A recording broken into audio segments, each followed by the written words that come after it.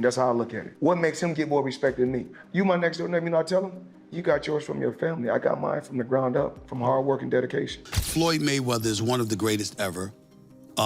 He's a brilliant defensive fighter. His speed, his boxing savvy, he's just a savant. He's just something special, no question about it. But I gotta look at the Sugar Ray Leonards of the world. Floyd's way is safe.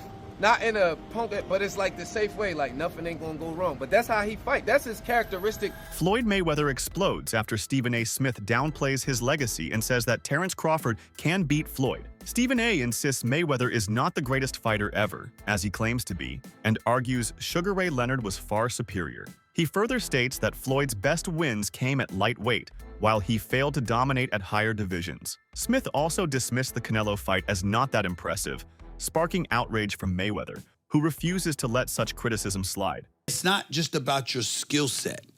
It's who you do it against. Your level of competition. Is it possible that he's so far beyond his level of competition that he made it look easy? Well, I think he did as a lightweight.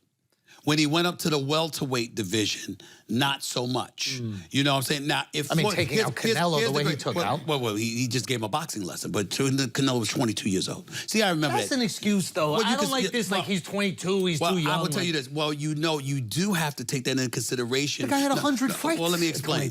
You have to take that into consideration when boxing is the issue. Now, if he got knocked on his ass, that's different. But when he simply got schooled, when you swinging a punch and Floyd is tapping you on your shoulder saying, I'm behind you, that's a problem. You understand what I'm saying? That's just a skill, like, you know, Well, we could credit Floyd with that. Of course, I am crediting. I'm saying he's a brilliant boxer. You know, Floyd knew how to move before you even threw the damn punch. You see what I'm saying? You got to be a veteran to know how to overcome that. You can't put a novice into the ring with Floyd Money Mayweather. You understand? He's going to school you. What I'm saying to you is that if you want to make an argument on Floyd Money Mayweather's half, which I'm not summarily dismissing, I would tell you it's this. Floyd Money Mayweather was undefeated for the last half of his career with one hand. He constantly broke his hand. He constantly broke his hand. Dawood Bey gave a deep analysis comparing Floyd Mayweather with Terrence Crawford in light of Crawford's performance against Canelo Alvarez. He admitted that, as a fan, he leaned slightly toward Crawford in a hypothetical matchup, but he made it clear that the comparison needs balance. Crawford's win over Canelo was an extraordinary achievement, and many rushed to say it was better than anything Floyd had done. However, Bey reminded listeners that Floyd himself had dominated Canelo in their fight and did it at a stage when Canelo was still growing as a fighter. He stressed that dismissing Floyd's greatness in favor of Crawford is not accurate, since both fighters brought something unique to the sport. For Bey, the truth lies somewhere in between. Crawford deserves credit for handling Canelo in such a commanding fashion, but Mayweather's performance against him was equally historic and shouldn't be overlooked. That Bud goes about it a little bit better than Floyd in this sense.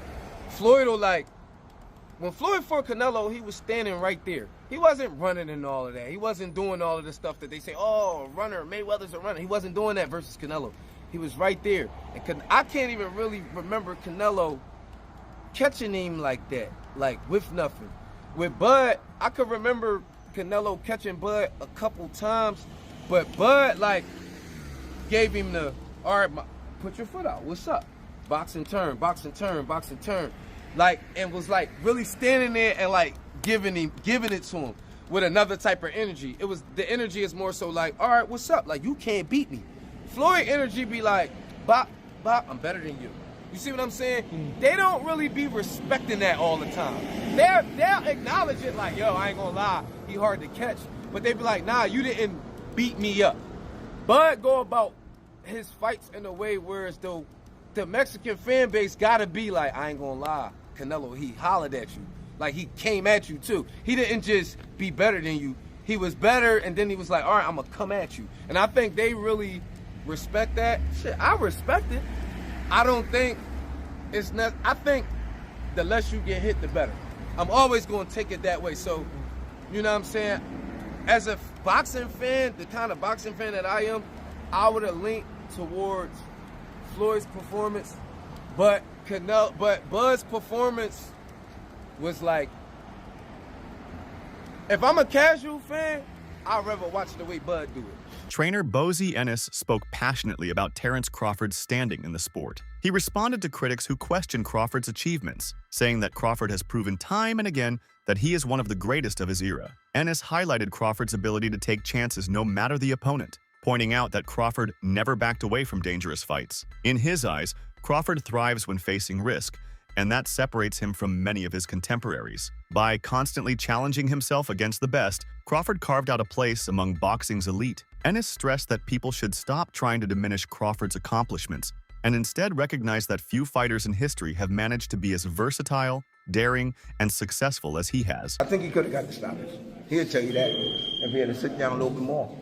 But I tell you, Terence can fight and he can box. And he can fight. He'll fight this side. He take chances, man. You know what I mean?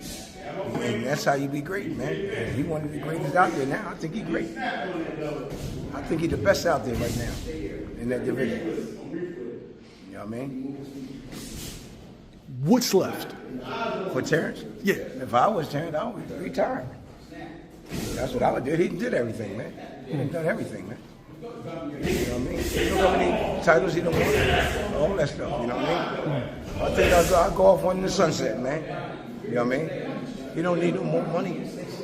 You know what I mean? Crawford's longtime trainer, Brian Bomac McIntyre, believes his fighter still has a few big moments left. According to Bomac, Crawford could take on 2 or 3 more fights before considering retirement. He discussed the possibility of Crawford moving up to 160 pounds, noting that such a leap would not just be about titles, but about cementing a legacy that is already Hall of Fame worthy. Bomac made it clear that Crawford has already written his name into history, with groundbreaking victories and becoming undisputed in multiple weight classes. Yet, the idea of adding more championships to higher divisions excites both the team and the fans. He stressed that Crawford is not chasing validation anymore. Instead, he is solidifying his place among the all-time greats, giving himself opportunities that only legendary fighters attempt.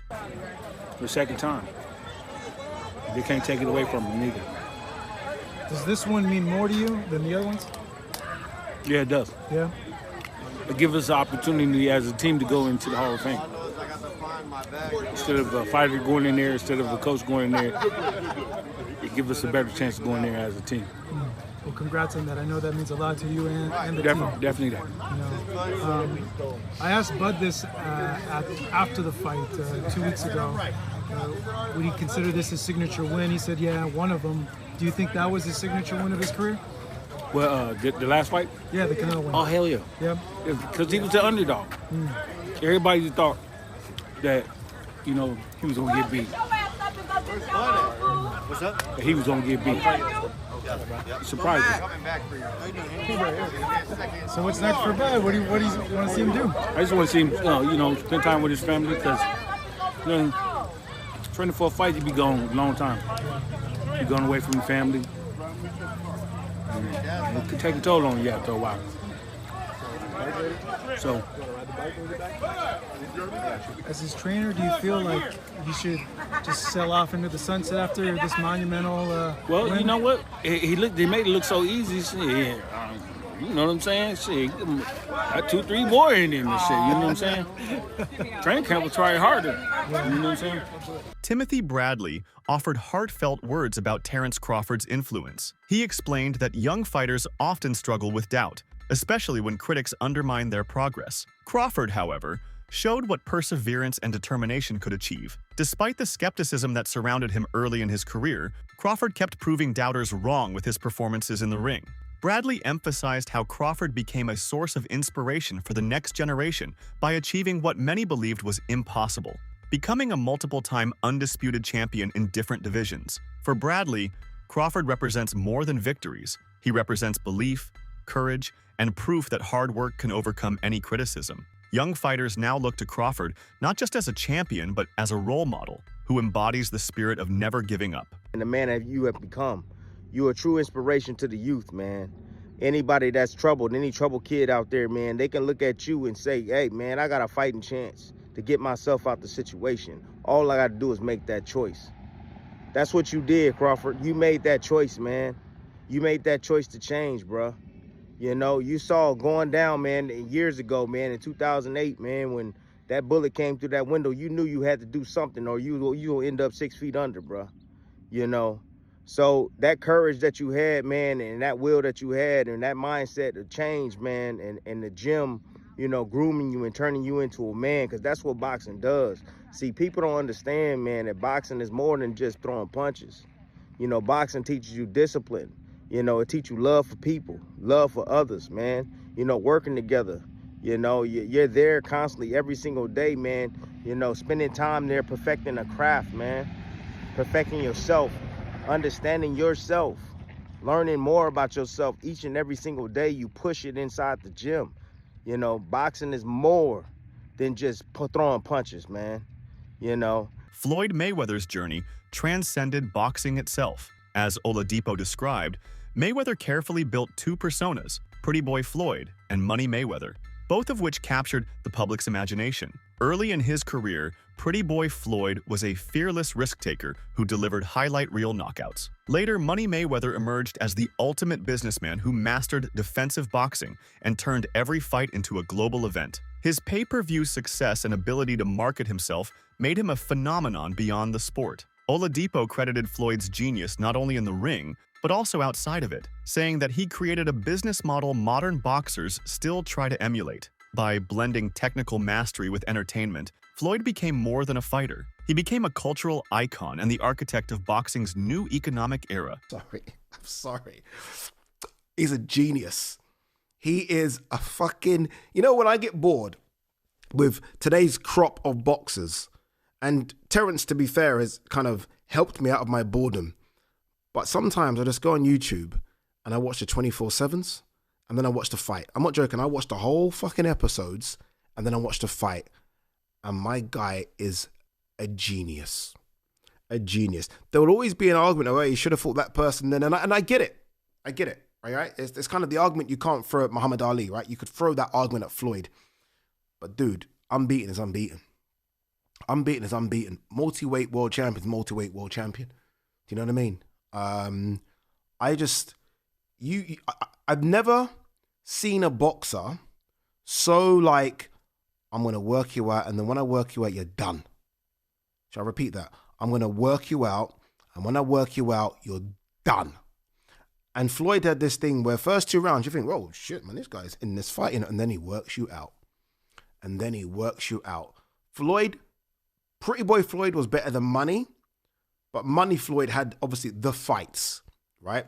Despite Crawford's stunning victory over Canelo, debate has erupted about his future. Some insiders, including members of his team, have suggested that he should consider retirement immediately to protect his legacy. Supporters argue that Crawford has already achieved greatness and doesn't need to prove anything else. However, others in boxing are not satisfied and continue to downplay his win, claiming he should step aside before his reputation fades. This has created tension, as many believe Crawford still has plenty left to offer. His recent performances show no decline, and fans want to see him take on more high-profile fights. While retirement is an option, Crawford's legacy as one of the greatest is secure, and whether he chooses to continue or not, his accomplishments cannot be erased. The fact that Terence Crawford did what he did against Canelo Alvarez, Terence Crawford made himself the face of boxing, and he did it. He made it look easy. He made the Errol Spence fight look easy. That was supposed to be the toughest test of his career. I thought it was. The whole world thought it was. It was the easiest fight he had at welterweight. I thought, but I've been saying for years that he's going to easily beat Canelo Alvarez, and he did. But many people expected Canelo to knock him out. That wasn't the case. With that said, now people are trying to throw, he's 38. Tomorrow, Terence Crawford will be 38 years old. He's a 5-division champion. If he wants to stick around, like Terence Crawford stated, okay, Terence Crawford stated, if I do stick around, I'm not dropping down no further than 160 pounds. If he stays in boxing, I say he have 2 more fights. Fight Janibek, who's the unified champion. Hopefully Carlos Adames and Lara fight and unify the belts. 2 fights at 160, pad the stats, become a 6-division champion and a 4-division undisputed champion. Cool. Other than that, Terence Crawford needs to retire. Trainer Robert Garcia weighed in on the debate of Mayweather versus Crawford. He reminded fans that while Mayweather's record and success are unmatched, he never became an undisputed champion, something both Crawford and Pacquiao achieved. Garcia acknowledged that Crawford's resume in this regard is historically significant, but he still leaned toward Mayweather if the two were compared directly. He explained that Mayweather's defense, timing, and intelligence in the ring would be overwhelming even for a fighter as skilled as Crawford. For Garcia, Mayweather's ability to nullify opponents set him apart, making him a nightmare matchup. While he respects Crawford's achievements, Garcia's perspective is rooted in the belief that Mayweather's mastery of fundamentals and ring strategy puts him above almost everyone, including today's champions. Man, he doesn't need it anymore. With his accomplishments, the only man to ever do 3 weight divisions undisputed, is he now a part of the greatest of all time conversation? And not of this era, but of all time. Definitely is the greatest, one of the greatest of all times. You know, there's still greats out there. There's still, you know, his era or last era, you know, with the Mayweathers, with the Pacquiaos. I think he's, you know, already accomplished more. Pacquiao was 8 divisions, so we could argue there because Pacquiao was, 8 division is almost impossible, and he did it. Mayweather never became undisputed. He's a 5 division champion, but never became undisputed. Never really followed that unification, stuff like that. So I think when it comes to accomplishments, I think he's already done more. Greg Hackett offered another layer to the conversation by comparing Floyd's performance against Canelo with Crawford's. He argued that when Floyd fought Canelo, he was already a complete fighter with unmatched polish and composure. Hackett said Crawford's style is more aggressive and based on adaptability, but it lacks the flawless execution Floyd displayed throughout 12 rounds. He emphasized that Mayweather's defensive perfection and ring control remain unmatched in boxing history. While Hackett respects Crawford's accomplishments, he stressed that Mayweather's version of dominance was on another level. For him, Crawford's explosiveness is remarkable, but Floyd's calculated brilliance against Canelo represented something closer to perfection. Stephen A. Smith applauded Crawford's win over Canelo, calling it one of the most entertaining performances in recent years. He pointed out that Crawford was the smaller man moving up against a bigger, stronger opponent, yet he made the fight look one-sided. Smith praised Crawford for not only showing skill, but also giving fans a spectacle they will remember. According to him, boxing needs fighters like Crawford who can blend technical mastery with entertainment value. He explained that Crawford's performance proved he is not just a great champion, but also an entertainer who can carry the sport forward by delivering thrilling moments inside the ring. But the biggest props of the night goes to Terrence Crawford, who did not disappoint. He was supposed to be the smaller man. He was supposed to be the weaker man. He was supposed to be the man that was going to spend the entire night on his bicycle, running for his damn life because Saul Canelo Alvarez was coming his way. That is not what happened.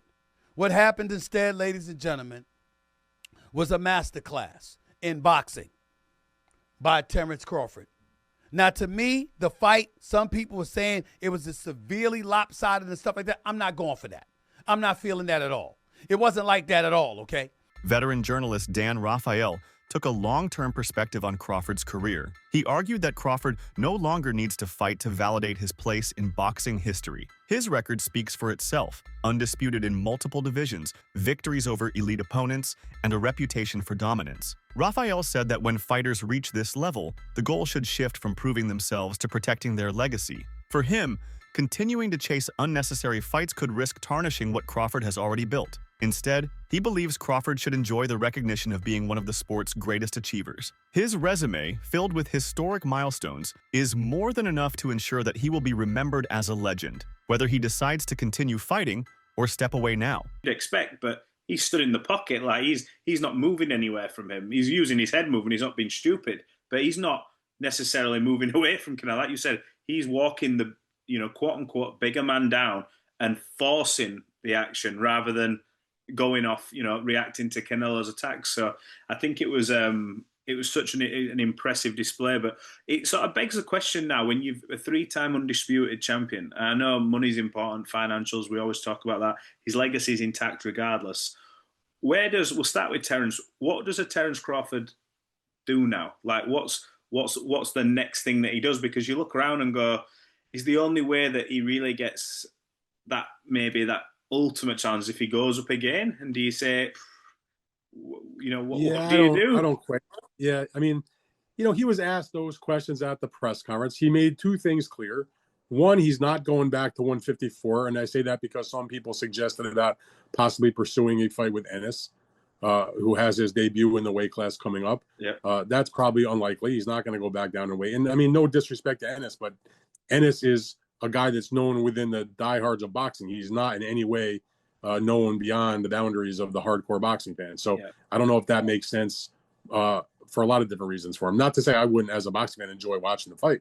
So, but I don't think he's going back to 154. He was asked about like a Benavides at 175, and he acknowledged like that guy's really big. I mean, that's maybe a bridge too far. He already went up to 2 weight classes to fight Canelo at 68. So it feels to me like he can either stay at 168 and defend this championship and look to the same types of names that were being thrown around as the types of guys that would have been in the mix for Canelo had he won the fight. And That's it for today's video. Stay tuned until next time.